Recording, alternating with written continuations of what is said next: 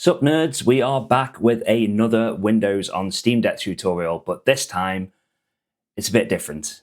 It's really exciting. This is version 3 of my tutorial, and I guarantee you have not seen this method before for installing Windows on Steam Deck. And the reason I can guarantee that is because I may have got a bit carried away and written some software specifically for this reason. I've designed this process to be accessible for everyone, so you do not need a PC for this at all. All you need is your Steam Deck, either LCD or OLED, and this should work on the Legion Go as well, the SteamOS version of it, and some kind of external media. So it could be a microSD card, USB stick, external SSD. We'll cover that later in terms of what's best for you. And the other improvement this time is that you can now split the storage on one of these drives between Windows and your Steam operating system, which is really cool. It's something a lot of people are asking for.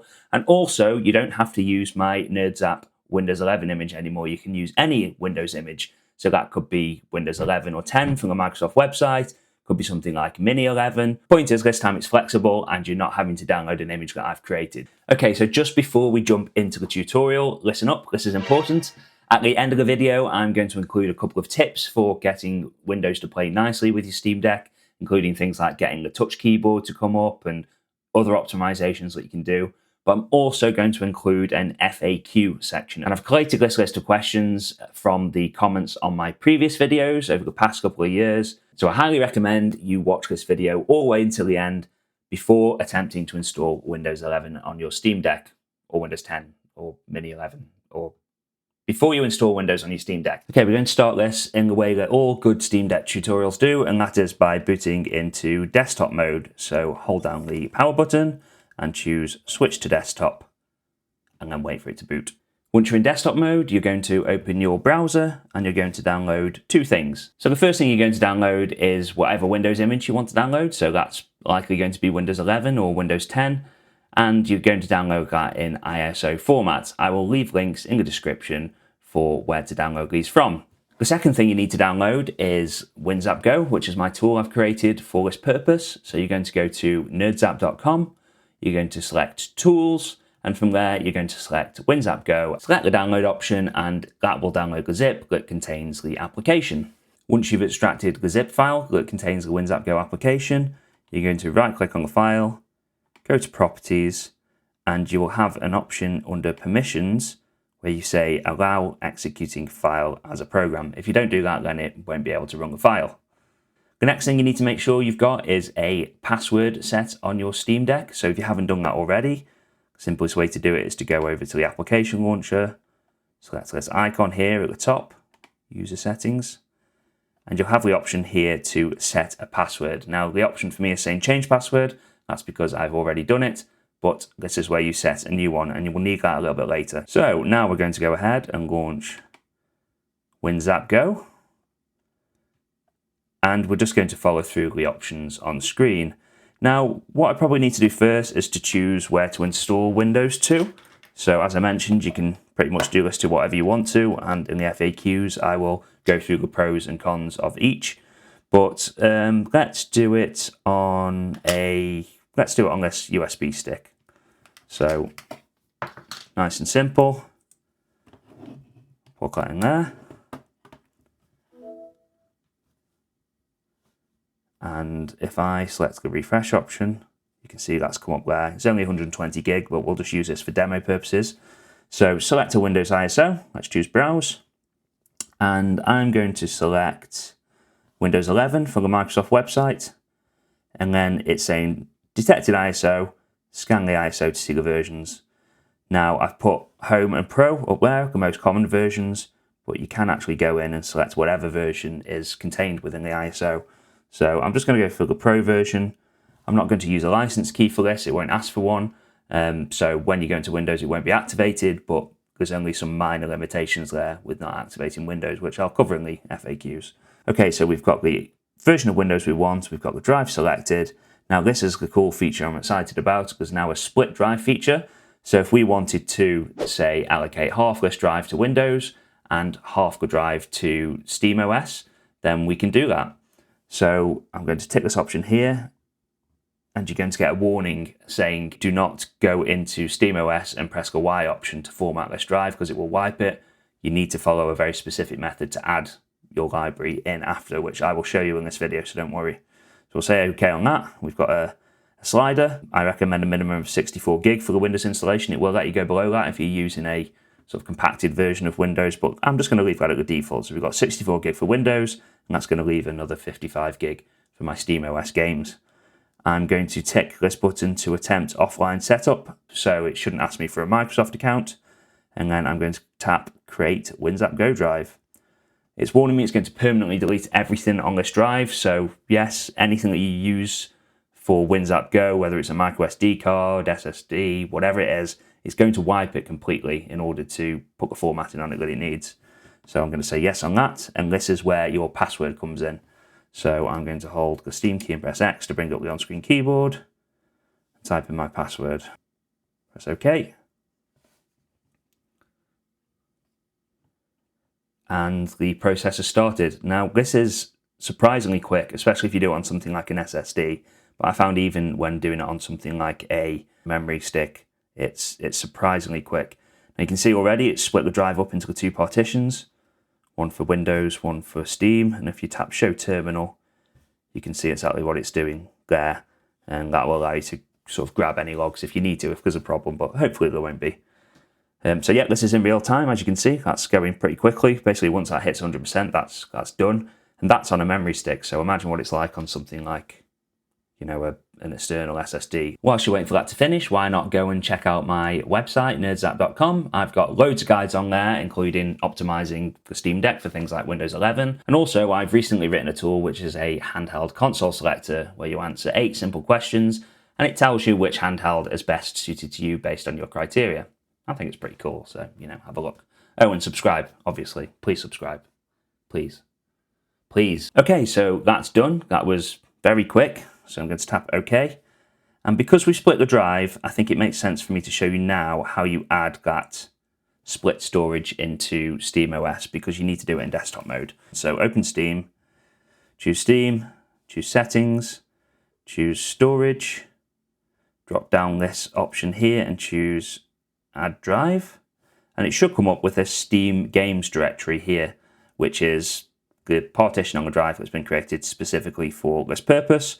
So we can just choose Add. If it doesn't come up in this list, you can drop this down and you can browse for it and it'll come up in the menu there. So let's just choose Add. And then now we have this drive here and the internal one as well. So before we test our Windows installation, I'll just quickly go back into gaming mode and show you how that looks. Back in gaming mode, so let's just go into the settings and have a look at storage. And now you can see it's actually mounted that drive there. So you can install games onto this, and we should also have Windows running from there as well. So let's go and boot up into Windows for the first time. So we're going to power down. We're going to hold down the volume down button, tap the power button, you'll hear a beep, and then you can release both of those. So here we go.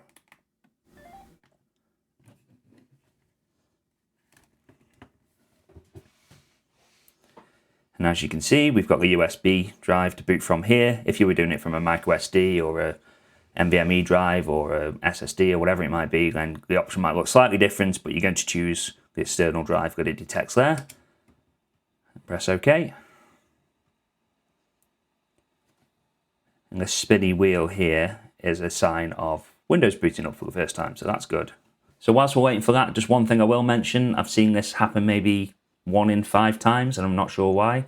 But if you find yourself on a screen like this, where you can only see the Steam logo, so no sort of spinning circle, no text, or a sort of a blank screen, and you can hear the fans running, give that 5 minutes, maybe 10 at most, and then just hold down the power button and just repeat the process. So hold down the volume down, go into the boot menu, start back up, and you'll find it'll work. I'm not sure why it happens. It doesn't happen every time.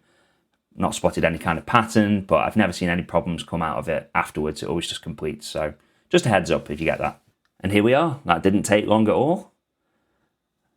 And we're in the out-of-box experience. So I am in the United Kingdom. I'm still in the United Kingdom, so I like that keyboard. I don't want to add another keyboard layout.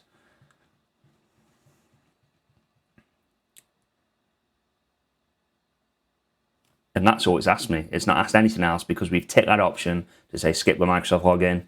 It'll just create a default admin account called user. You can go and change that, delete that later, whatever you want to do. But that's a workaround that I've implemented for bypassing that Microsoft login.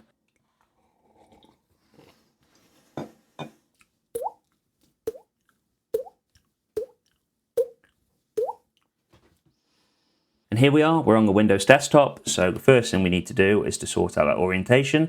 So we're going to long press to bring up the right click menu, and we're going to go display settings.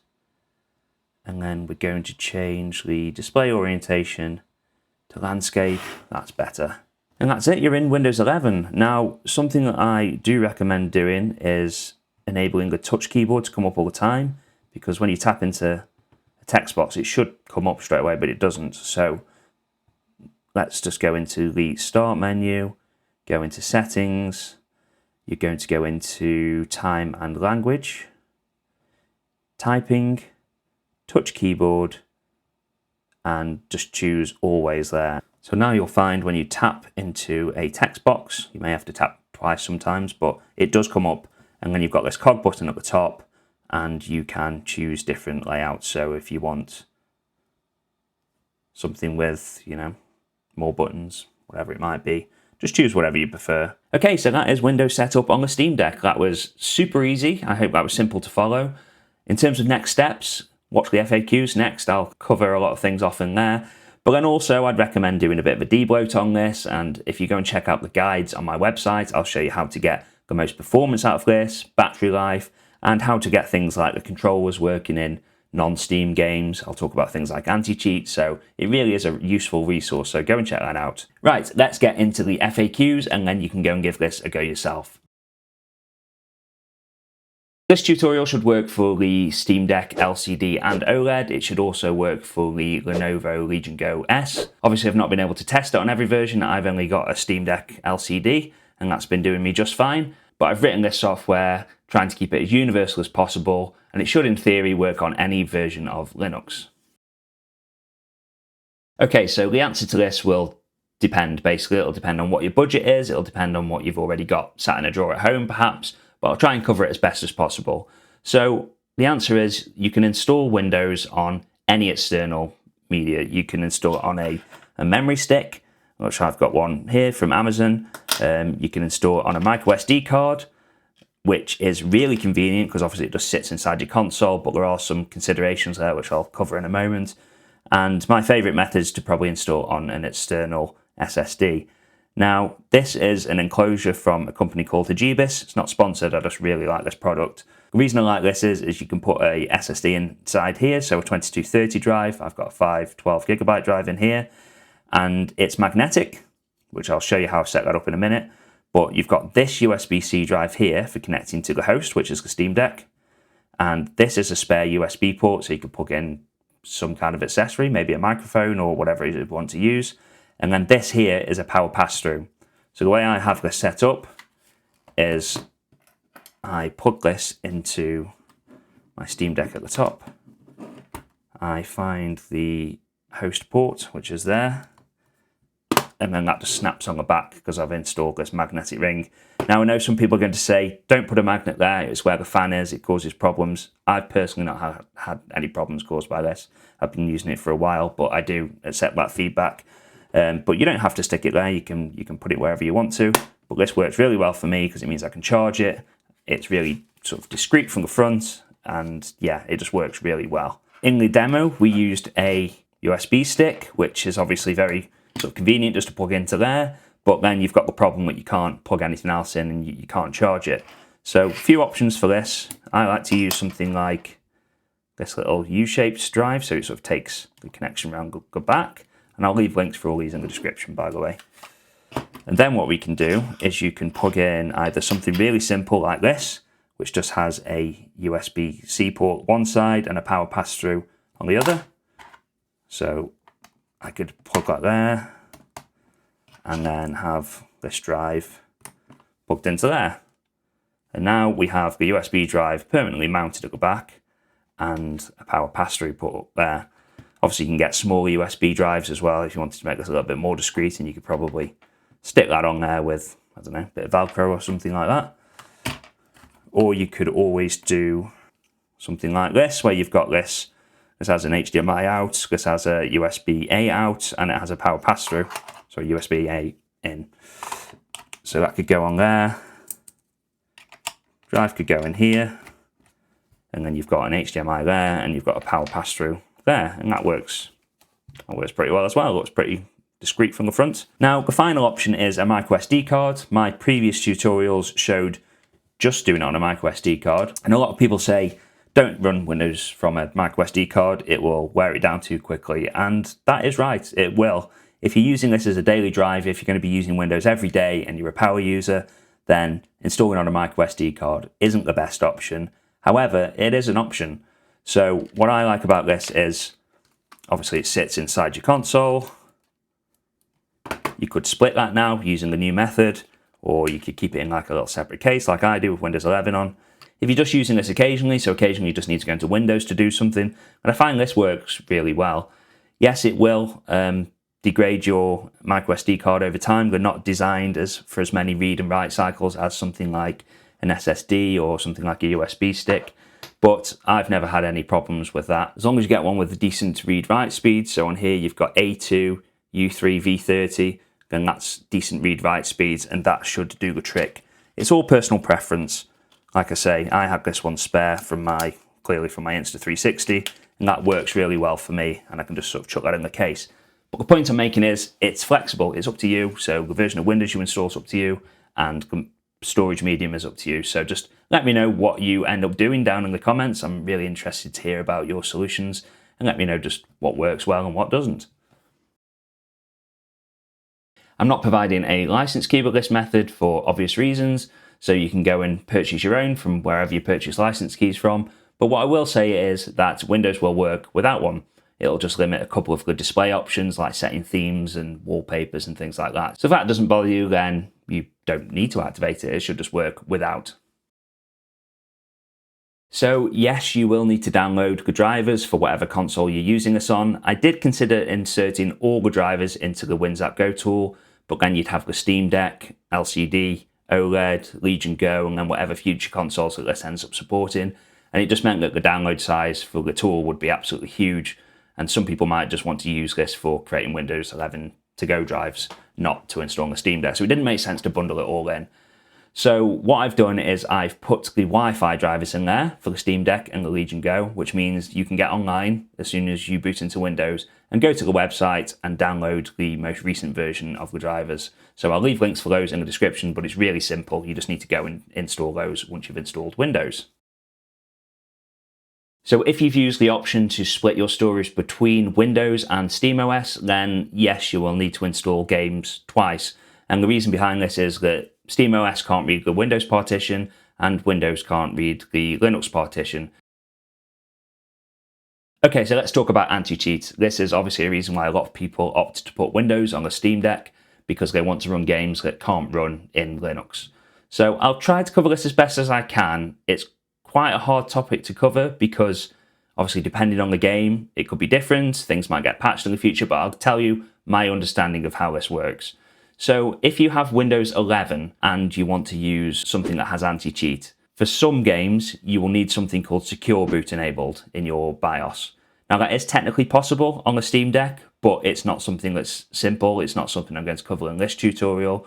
So you might have some issues there launching games that have that requirement. Now an alternative to this is if you install Windows 10. Now it's my understanding that Windows 10 doesn't require Secure Boot for anti-cheat to work properly. So that is an option. You could install Windows 10. Arguably it's probably going to be faster to run that on the Steam Deck, but then you have the downside of not getting security updates, which I personally don't mind too much about on my Steam Deck. I'm just running games from there. I'm not logging into my internet banking or anything, so that's fine. That's the best explanation I can give for now. I'm sorry it's not a really straightforward answer, but as you can probably imagine with these things are forever changing and it depends on the game and things like that. But let's just use the comment section to help each other out here. I'm sure there'll be a solution for whatever game it is that you want to get working on your Steam Deck. To boot back into SteamOS, you just need to shut down Windows in the usual way, so start and shut down. And then you can either remove the external media, so it's forced to boot into SteamOS, Or you can use the method that we showed earlier where you hold down the volume down button, press the power button, that will take you into the boot menu, and then you can choose from there which operating system you'd like to boot into. Hopefully that was simple enough. Let me know down in the comments how it went for you. And also let me know if you can think of any other uses for this tool, because I think this might be the first ever Windows to Go tool built for Linux. I might be wrong, but I think it might be. So yeah, let me know how it goes, and I'll see you in the next one.